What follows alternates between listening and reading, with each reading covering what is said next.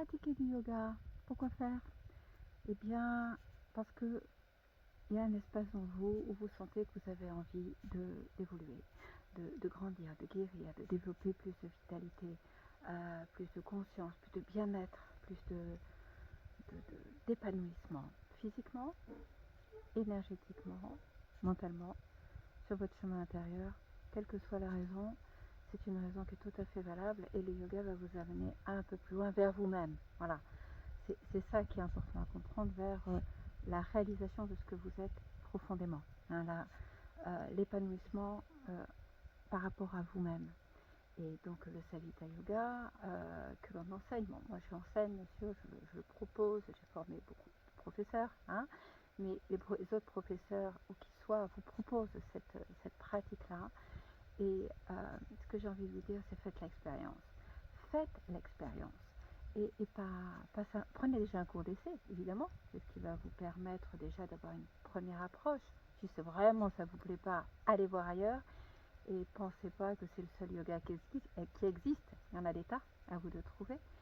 Et si vous sentez qu'il y a un petit truc qui vous parle, approfondissez l'expérience. Approfondissez pour voir un petit peu petit à petit comment cela prend corps à l'intérieur de vous. Et quand je parle du corps, je ne parle pas que du corps physique.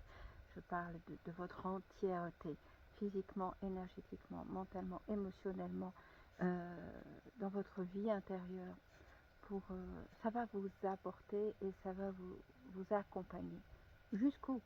Là, c'est une autre question qu'on pose, c'est quand est-ce que je sais que le yoga, en fait, je suis arrivée au bout?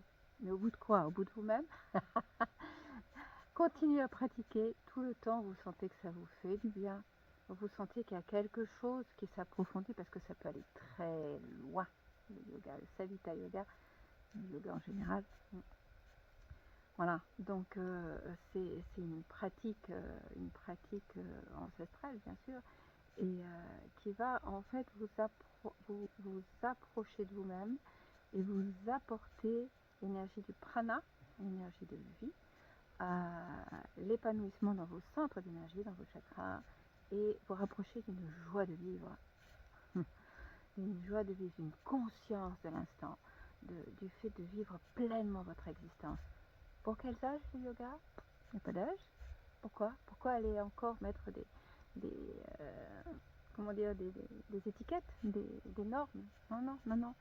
Vous sentez que ça vous fait du bien, c'est bon. Ça peut toujours être adapté en plus. Une autre question qui a été posée, est-ce que le Savita Yoga peut être adapté? Bien sûr.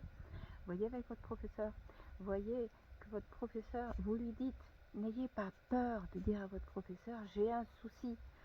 Vous, sur la fiche d'inscription, ou demandez à lui parler au début ou en fin de cours, et dites-lui votre problématique.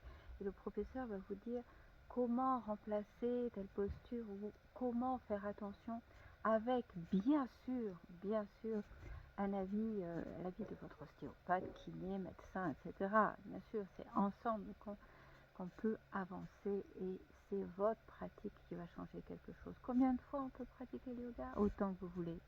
Autant que vous voulez. Une fois par semaine, c'est bien. Tous les jours, c'est super. 15 minutes, c'est bien. 1 heure, effectivement, c'est parfait. Mais c'est le temps que vous pouvez lui accorder qui est précieux aussi. Combien de temps pouvez-vous accorder à cette pratique? Oui, mais notre question, c'est oui, mais le yoga, j'ai pas un corps fait pour ça. Mais tous les corps sont faits pour le yoga. Parce que tous les corps sont faits pour le bien-être. Donc, adaptez, demandez au professeur de vous accompagner, faites-vous confiance et sachez qu'avec ce que vous faites, de toute façon, ça va vous accompagner vers un mieux-être physique, pranique, mental, intérieur, de vie profonde intérieure, vers un peu plus l'approfondissement de ce que vous êtes réellement. Passez une bonne journée, au revoir.